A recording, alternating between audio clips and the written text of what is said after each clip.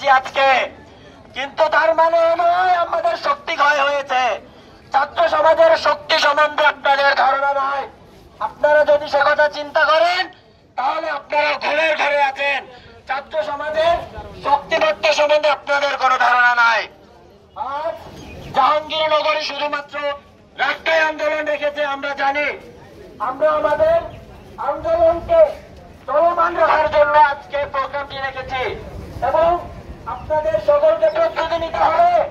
আগামীকাল রায় যদি আমাদের বিরুদ্ধে আসে আমরা সারা বাংলাদেশ অচল করে দেব। ছাত্র সমাজকে কেউ দাবায় রাখতে পারে নাই, পাকিস্তানিরা পারে নাই, এরশাদ পারে নাই। ছাত্র সমাজকে কোনো বৈষম্য আটকায় রাখতে পারে না।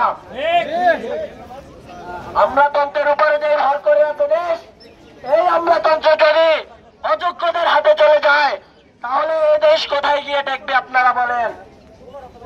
দেশের যে স্মার্ট বাংলাদেশের ভবিষ্যতের স্বপ্ন দেখছেন আপনারা, সেই স্বপ্ন কোটাধারীদের দিয়ে পূরণ করবেন, সেটা কোশ্চিন কালেও সম্ভব নয়। মেধাবীদের ছাড়া স্মার্ট বাংলাদেশ, সোনার বাংলাদেশের স্বপ্ন দেখা স্বপ্নদোষ ছাড়া আর কিছু নয়।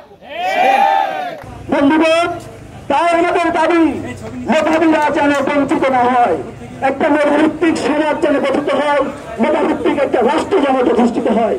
কালকের শুনানি আছে, কালকের শুনানি রায় যদি আমাদের বিরুদ্ধে যায় পুরো বাংলাদেশ অচল করে দেওয়া হবে।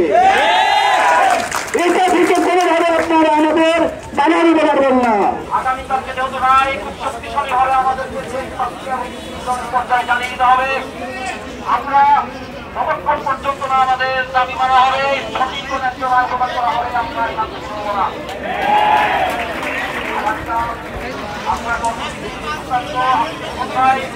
জানিয়ে দেবো, আমাদের সবাইকে সংঘর্ষ থাকতে হবে, আপনাদের সবাইকে এখন প্রস্তুতি নিতে হবে। আমরা আমাদের বিষয়ের তার সামনে হয়তো আমাদের দাবি আস্তে আস্তে আমরা আজকের মতো শেষ।